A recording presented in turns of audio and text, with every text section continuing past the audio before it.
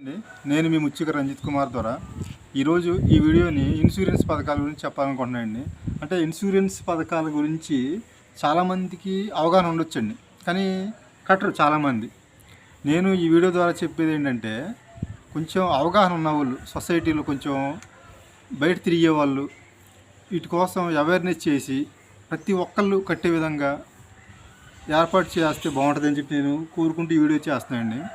ముఖ్యంగా కేంద్ర ప్రభుత్వం, కేంద్రంలో ఏ ప్రభుత్వం ఉన్నా, రాష్ట్రంలో ఏ ప్రభుత్వం ఉన్నా కానీ మనకు అనవసరం అండి. మనం ప్రజల కోసం సర్వీస్ చేద్దాం అనుకున్నప్పుడు మనకు అనవసరం పార్టీలతో. ఈ వీడియోలో నేను చెప్పేది ఏంటంటే, మన కేంద్రంలో ఇప్పుడు ప్రస్తుతానికి బీజేపీ ప్రభుత్వం ఉందండి. అలాగని ఈ కేంద్ర ప్రభుత్వం ప్రవేశపెట్టే సంక్షేమ పథకాలు వైసీపీ వాళ్ళు అయినా, టీడీపీ అయినా, ఇంకో పార్టీ అయినా, కాంగ్రెస్ అయినా, ఈ జనసేన అయినా ఏ పార్టీకైనా వర్తిస్తుంది. కాబట్టి పార్టీ పరంగా చూడొద్దండి. ఫర్ ఎగ్జాంపుల్, ఇప్పుడు ప్రధానమంత్రి జీవన్ జ్యోతి బీమా పథకం అని చెప్పి సంవత్సరానికి 436 రూపాయలు కడితే 2 లక్షల ఇన్సూరెన్స్ అండి.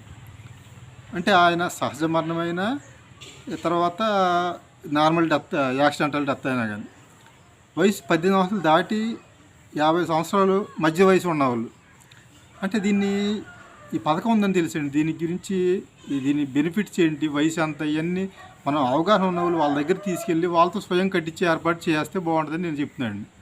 అలాగే ప్రధానమంత్రి సురక్ష యోజన బీమా పథకం, అది కూడా సేమ్ 10 సంవత్సరాల నుంచి, ఇందాక చెప్పిన పథకం ఏమో 50 సంవత్సరాల వరకు, ఇది 70 సంవత్సరాల వరకు, 18 to 70, సంవత్సరానికి 20 రూపాయలండి కడితే ఇది 2 లక్షలే. కానీ యాక్సిడెంటల్ డెత్, చాలామంది ఏంటంటే 20 రూపాయలు కట్టి సహజ మరణం పొందితే 2 లక్షలు రాలేదనుకుంటారు, కానీ ఇది ఓన్లీ యాక్సిడెంటల్ డెత్ వాళ్ళకే అండి.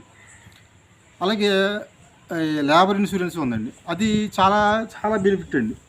సంవత్సరానికి 22 రూపాయలు చొప్పున 5 సంవత్సరాలకు ఒకేసారి అండి 110 రూపాయలు 110 రూపాయలు కొడితే, సపోజ్ ఒకరికి 2 అమ్మాయిలు ఉంటే పాపలు, ఒక్కో అమ్మాయికి పెళ్ళికి 30,000 చొప్పున ఇస్తారండి. ఇద్దరికి ఉంటే 60,000, 2 ప్రసవాలకు అనుకోండి, 2 ఒకటి ఐడియా లేదు. తర్వాత వాళ్ళ పెళ్ళికి 30,000 ఇస్తారు, ప్రసవాలకు కూడా ఇస్తారండి.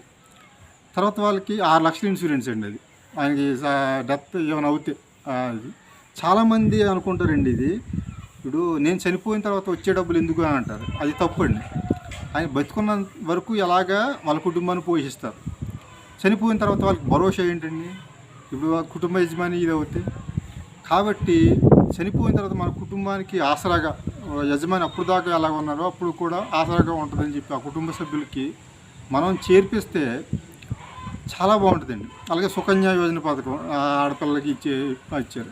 చాలా పథకాలు ఉన్నాయి, ఇలా చెప్పుకుంటూ పోతే. ఆ పథకాలను ప్రతి ఒక్కటి ప్రజల్లో తీసుకెళ్ళి ఇప్పుడు వేరే వేరే కార్యక్రమాలు తీసుకెళ్తున్నారు ప్రభుత్వం తరఫున, ఈ పార్టీ తరఫున. ఇవన్నీ ఈ సంక్షేమ పథకాలు కూడా ప్రతి ఇంట్లో ప్రతి ఒక్కరికి ఉండాలని చెప్పి అవేర్నెస్ చేసి వాళ్ళ దగ్గర ఉండి కట్టించే విధంగా చర్యలు తీసుకుంటే చాలా బాగుంటుందండి.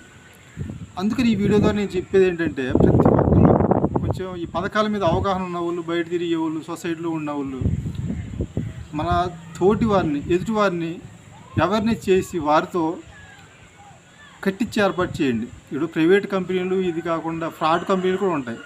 అటువంటివి కాకుండా ప్రభుత్వ పథకాల మీద ఇన్సూరెన్స్ వలన ఉపయోగాలు ఏంటి చెప్పి కట్టించే విధంగా చర్యలు ఆ విధంగా చేస్తే బాగుంటుందని కోరుకుంటూ ఈ వీడియో చేస్తున్నాను. నమస్కారం.